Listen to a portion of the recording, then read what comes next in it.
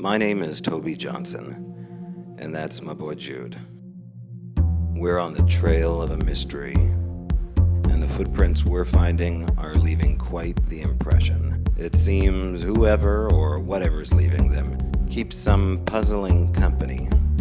We don't always know where they're leading, but one thing's for sure, they're taking us way off track.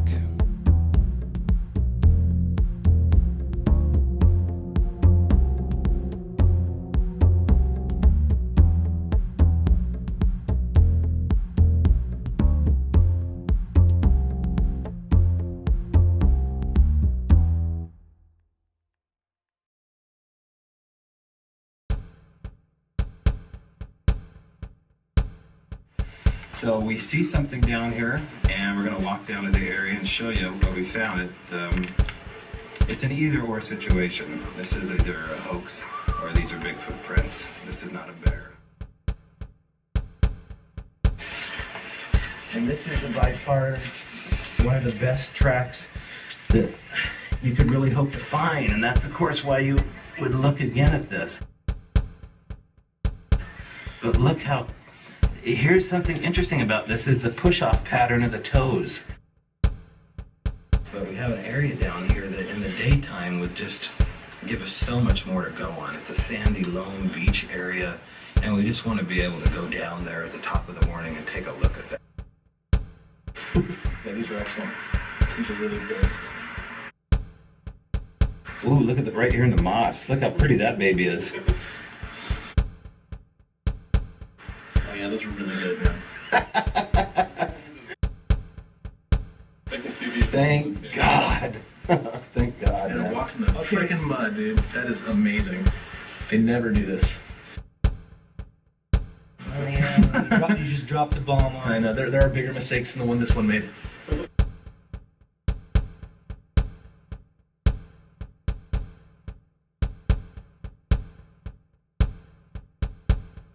So what I'm doing now is I'm attempting to recreate the things that I see in the London tracks with the fake stompers. And I think that if I can do that, well then I think we have a slam dunk that the London tracks were most likely hoaxes.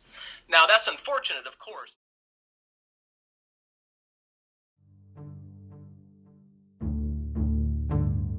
On February 12, 2012, my son Jude gave me a call regarding a fella who came to his front door. Max Roy, the neighbor, car salesman, and perhaps even Bigfoot track photographer. Well, it seemed Max's passion for rusted fixer-uppers out in the Cottage Grove area was about to pay off in a most unusual way.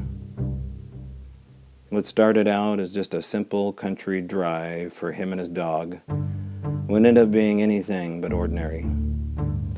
Pulling the car over for his dog's evening run off of London Road, Max stared out off of the shoulder of the now empty Cottage Grove lake. A mysterious man approached. He asked Max if he'd ever seen Bigfoot tracks. If he hadn't, well, there are 3 of them right over there. As Max approached, he could not believe his eyes. And my son, now looking at his cell phone, could not believe that. By 11:01, I'd reached the lake bed. I stared down at the very impressive footprints in the mud. I immediately called Jude. Good job, Jude. What would unfold over the next 72 hours would blend into 3.5 years. And as quoted from Tom Pell's book, Edges of Science, the whole episode was synchronistic, amazing, and unheard of. We're still scratching our heads about everything. Just what exactly happened out on that lake bed? Who's responsible? And if it was somebody other than a Bigfoot, why would they hold back on such clever handiwork?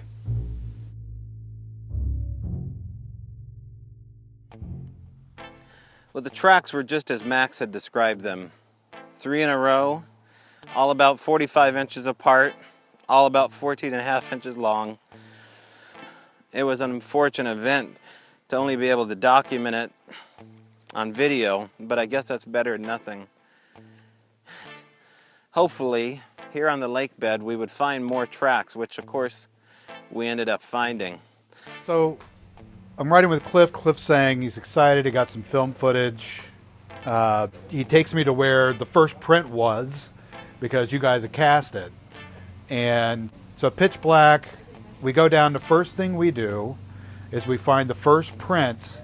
And for me, if I recall right, it was like the one that was in some plant life that had like a fern sticking out of it. It was like an art installation. You know, it was really pretty.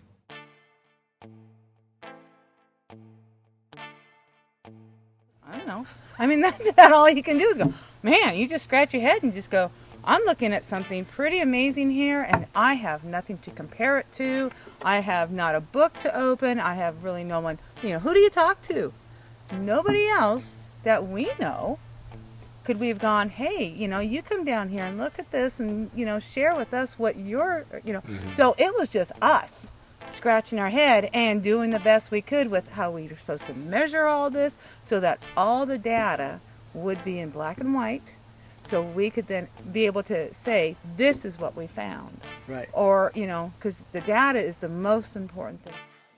Now those 118 or 19 tracks discovered the next morning would lead to the most interesting 72 hours. Massive amounts of hydrocal. I mean, over 300 pounds worth of plaster being poured out on the lake bed. So we tried to conceal as much as we could, but what can you really do in the end if you're on public property? Now I say public property, but what's interesting about this lake is that it's owned by or run by the Army Corps Engineers. Supposedly, if you were to come out here in Rockhound and take that rock back with you over the Weyerhaeuser Road, you apparently go inside the Army Corps Engineers' little black book. And we went through 4 3/4 bags of Hydrocal 30, white. Yeah, it's a very active area, which is why I thought the London tracks were so compelling for so long. I mean, they're right where they should be, basically.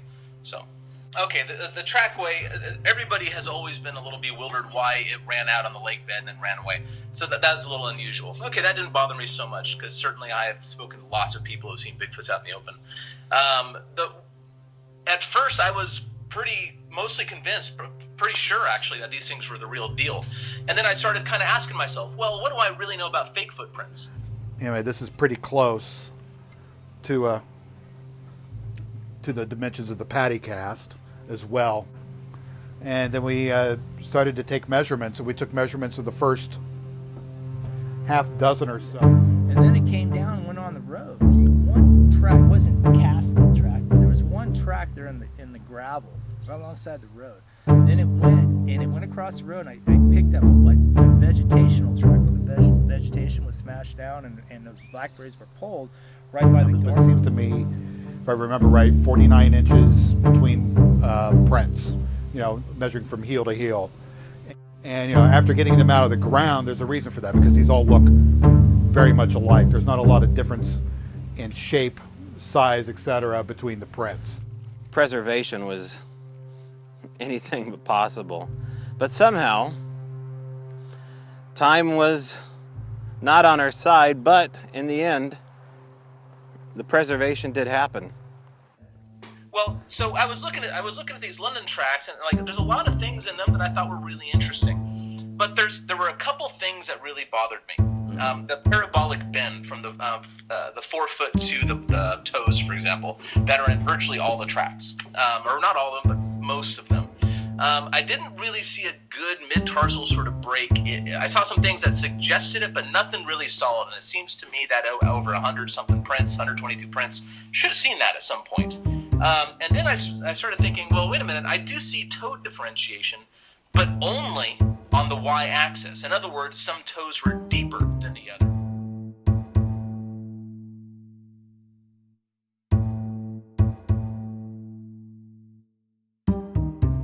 I could not find that in the London tracks, not once. We counted, if I remember right, we counted 121 prints. So, and Cliff wanted to do the slide. So, did a couple before the slide, and then we did prints that were after the ones Toby and Todd had poured. What you're, so it was just us scratching our head and doing the best we could with how we were supposed to measure all this so that all the data would be in black and white, so we could then be able to say, this is what we found. Right. Or There is a lot of differentiation in depth, but none in toe splay, and I expected to see that. That really bothered me, because the truth is more important. As whether or not those are Bigfoot tracks, that's very secondary. The truth is more important. The decision was made, just pour as many as we can. I've heard myself on the video. I was giggly and giddy. It had an impact. I mean, when we started measuring, and then there was that consistence, somewhere around 50 inch between each step. And the fact that the toe, that baby toe, stuck out, to me was somehow indicative of them being real. And then It's not a hoax. If it was a hoax, somebody did some things that I could not imagine how they did it, because there's no parallel tracks to that trackway.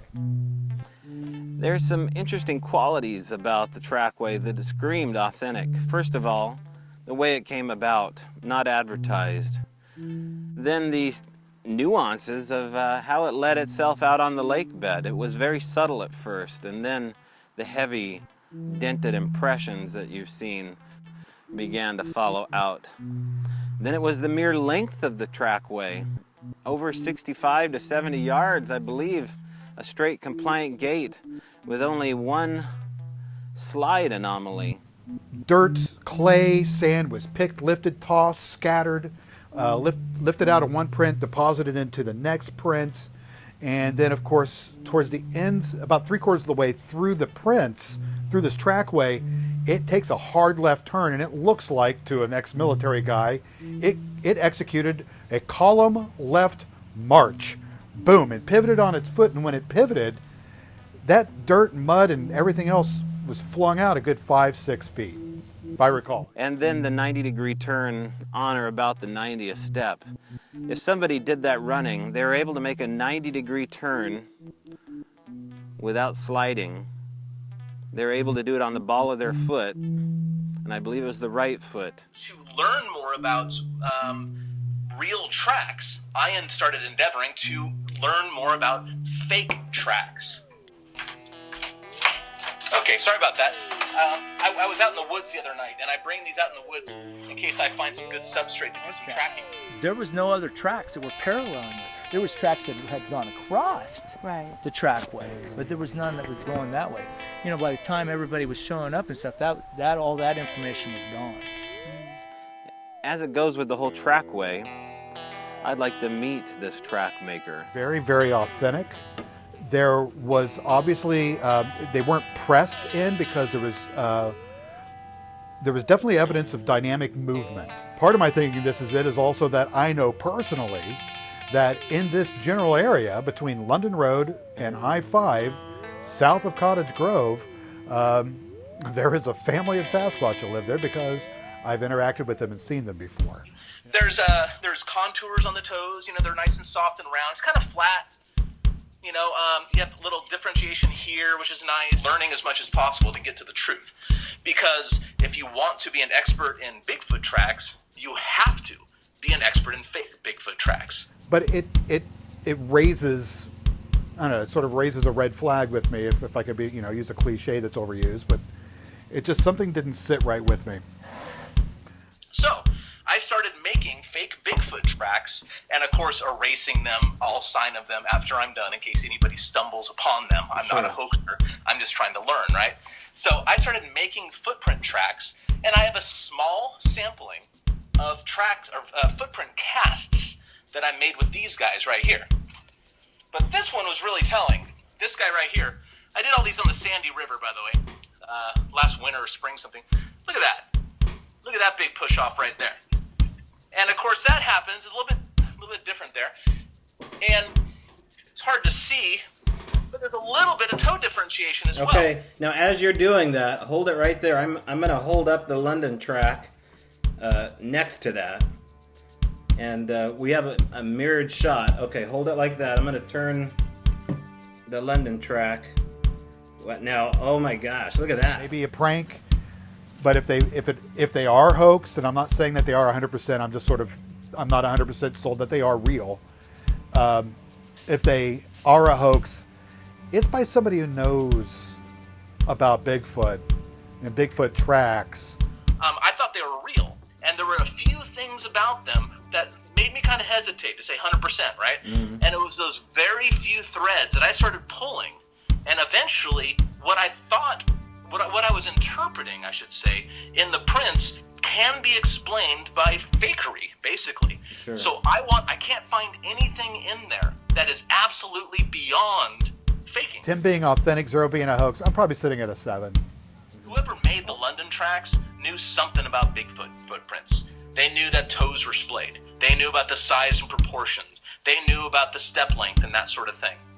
So all it really took to fake this is putting on some fake stompers, starting at the road, actually over in the tree area, running all that area, slipping once, and that's a really impressive thing for me. That slippage says, well, this has to be a Bigfoot because people couldn't do this. Well, I think I'm wrong. Somebody got real lucky and they didn't fall in their ass. I offer you a challenge. Let's meet sometime. No hard feelings. Come out here and show us all how you did it. Because you did a mighty impressive job, and geez, I'm starting to think maybe you might know more about Bigfoot than a lot of Bigfooters.